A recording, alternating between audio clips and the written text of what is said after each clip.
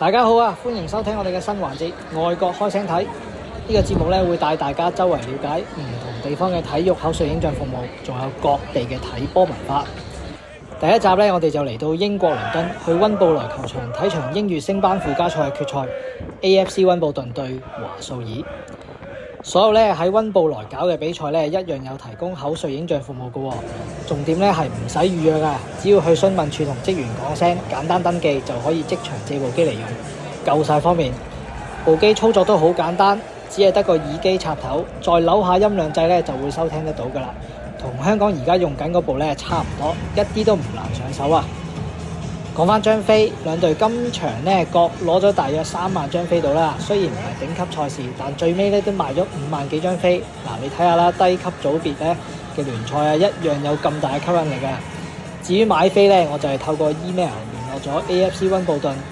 原來咧英國大部分球會，就算係英乙，都會有專人負責處理殘疾球迷買飛嘅。買一張殘疾人士嘅門票，仲可以免費帶埋一位照顧者入場，方便又貼心。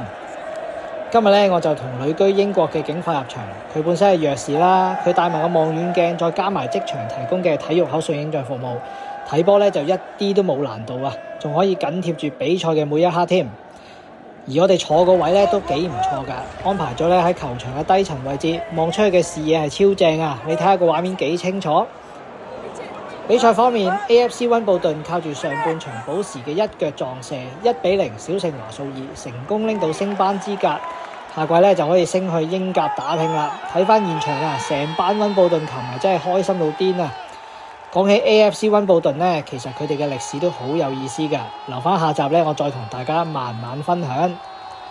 今場波雖然只係英乙升班賽，但係贏波嗰隊呢一樣會捧杯嘅，仲要行上樓梯去上層看台攞獎，好有英式嘅傳統味道啊！平時只係可以喺電視度見到，今日可以親眼見證，真係值回票價。頒完獎之後，成隊波都落翻草地同球迷一齊慶祝，辛苦咗成季呢一刻，絕對係值得盡情享受啊！今集咧就係咁先啦，最尾咧就送上散場嘅時候，成班溫布頓球迷落地鐵唱住打氣歌嘅片段俾大家啦，拜拜。